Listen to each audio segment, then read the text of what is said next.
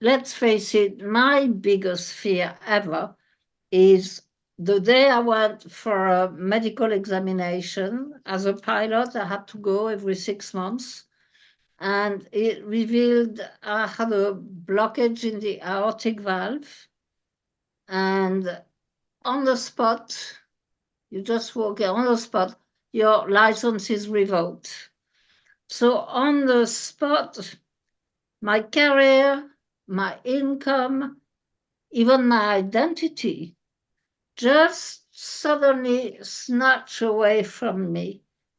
And that is the time I really hit rock bottom. That was something like, and as fear goes, the fact that they say, oh, you're going to have an open heart operation, I always had this picture in my head of a spatchcock chicken. Imagine the spatchcock chicken open in half, ready to go in the oven. And that filled me with fear, with dread. And I was thinking to myself, I'm going to do anything I can to never, never have to go through that. And believe you me, I did, but it didn't work too well. So 18 months later, with heart failure, I had to go. And this is the time where I am in my room. They always tell you, okay, we're going to take you down. But the reality is there's plenty of other people. There's the people that arrive as an emergency and all that. So you think you're going to go, you can't drink, you can't eat, you can't do anything since the night before. But they never come and pick you up because there's been people arriving that takes precedence on you. Anyway, I had to wait. It got good on the third day, and I was hoping, please take me at 6 in the morning, but they didn't. So then you go late afternoon, and that's the other thing I didn't want to do. Uh, what I had done when I realized I had this problem and I had to help myself, I did a HeartMath course, and on that HeartMath course, I did learn to do heart focused breathing and quick coherence. And the difference it makes is absolutely unbelievable, because just the breathing, and you have to imagine, I love imagining things, that you're breathing through your heart. So I did imagine breathing through my heart, and I ended up um, with the anesthetic that could not get the needle in my vein because my arms don't like needles too much, and because my arm doesn't like needles too much, I could feel he was getting tense. So me having been doing my breathing and getting down there as cool as a cucumber, that was, thank you so much. I could feel the stress coming from them. And I did ask if they would mind doing that breathing. So I took the hand of the anesthetist and his assistant on his other side, and we both did breathing for 40 seconds. And you could feel everybody's getting calm. They were getting calm. And from there, he did get the needle in, no problem at all, within seconds. Otherwise, well, that's it. I mean, from having been so scared, that the one thing that they told me when I woke up is they've never seen anybody looking so well. So thank you ever so much. It's very sweet. But what made me look so well when I woke up was the fact that I had gone into a neutral state and I did take my heart as opposed to my fear with me. And so therefore I had no more fear. And that is something I'm very grateful for this breathing. And that's why I'm so keen on teaching people how to do it. So the first breathing, if you're happy to do it, we're going to do is called heart focus breathing. And what we're going to do is if you sit comfortably, I would say do not close your eyes, because if you do this breathing, and what I love about it, you can do it anywhere, anytime, and you can have 15 people around you, and you still can do that breathing without any problem. Nobody will notice you are doing it. So you're gonna sit or not sit, depending what you want to do, and shift your attention and your focus to your heart. So you're gonna breathe comfortably, whatever is comfortable to you, via the nose, not the mouth, and 5 seconds in, 5 seconds out, if that is comfortable for you. If that is not comfortable for you, 4 seconds or 6 seconds, whatever makes you happy. And we're going to do those breaths, imagining that your breaths go through your heart. So if you're happy, we do 3 breaths.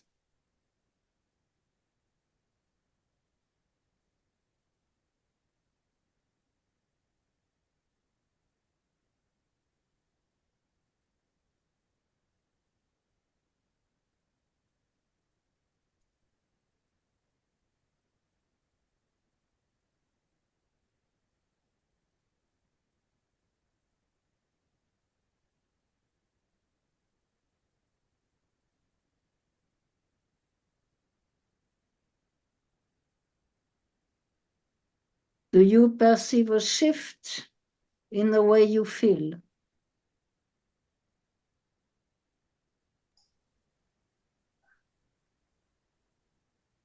Yes. Can I ask you something, please? Helen? Oh, I was just say calmer. Sorry, Sandra. Go on. That's okay. I feel calmer as well. Is there a reason why we don't close our eyes? Yes, you could close your eyes, but I would advocate that you are now in a meeting. What I love about this breathing is meditation's fantastic, but meditation, you at home or you somewhere, there's nobody there. The golden nugget of this meeting, of this breathing, is you can be in a meeting. You can get really annoyed with somebody, and you're not going to let it get to you. Believe you me, when I had to go and get the anesthetic for the heart operation, I was so calm and so cool, and I could have been anywhere. So there's somebody there that could nearly cut you off in a car, and you could go, oh my God, it's so annoying, whatever. You could be in a meeting and you could be really annoyed. And the fact that you keep your eyes open, you can stay in a room, there can be other people, they'll never know what you do. So you can do it anywhere, and if you're having a confrontation or something, you can do it, obviously, and they wouldn't know you're doing it. No, but what you're going to do is that you're going to a neutral space. So put it that way, when something annoys us for whatever reason X, Y, is we end up with depleting emotions. And we end up with depleting emotions. And what happens when we have those is we tend to react. I mean, how often have you been somewhere and then somebody says something and then you just reacted just like that because that's what we used to do. And then you regretted it for like the next 48 hours, thinking, I should have never said that, or I should have never done that. So if you do this breathing, you get your power back. You go back into neutral. And the fact that you are in neutral, you have now have a choice of responding and not reacting. So now we're going to do better than that because we're going to do something that they call quick coherence. So we're still imagining we're breathing from the heart, or the breathing goes through the heart. But what we're going to do is, can you try to recall a positive emotions or something nice that is easy for you to recall? Me, I can use my cat. I love my cat. So I can feel love just thinking about my cat. But you want something quick like that. You don't want to kind of scratch your head thinking, what am I going to think about today? That's not going to work. So, Sandra, you got something quick, quick? I think, like you, I have a lovely cat. So, so probably my cat. He always makes me feel very calm. Very good. Carol, do you have anything that makes you Yeah, feel? well, I might think about a song I love very much, something like that. You're gonna have to get something that you get on the spot. You don't want to be there thinking, I'm scratching my head. What am I gonna? You want to do it there and then. So you find something, I don't care what it is, but it's gonna be there on the spot. It could Yes, be a nice memory. It could that's be, right. I don't know. Helen, you got something like you can get quick like that? I've gone for my four-legged dog rather than my four-legged cat. That sounds fabulous. Galia, you got something like a pussycat? If I know you. Yes, I have three. So I joined the team, the cat team, but I have a picture and it is in my mind. And this is the joyful place for me. And this is my escape place. And this is the mountains in Switzerland. And it is beautiful sunny day. And it is green long grass with beautiful different flowers and butterflies and the birds are singing. And this is my heaven. So where I often, escape to. Okay, this is great. So we're gonna keep doing the breathing the way we were doing it. 5 seconds in, 5 seconds out, rhythmically without holding either on the breath, the in breath or the out breath. So rhythmically, still imagining it through the heart, but this time you're gonna have to recall the feeling. It could be appreciation, gratitude, whatever. Me, it's love for my cat, and feel the feeling. You want to have a go? Shall we? Shall we? Okay, so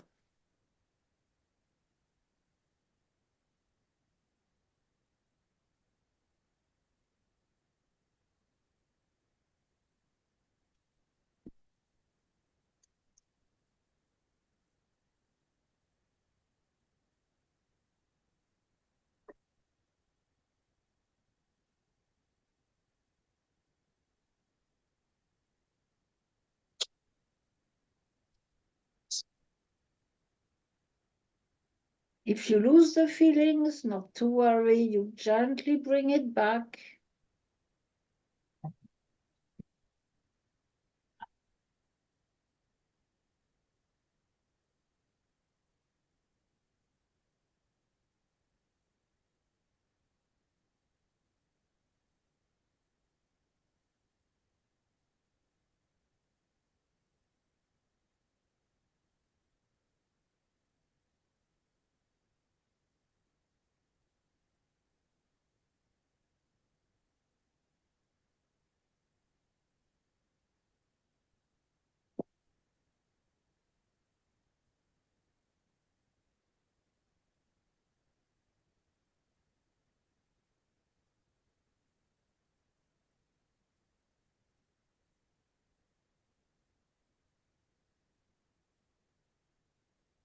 Yeah?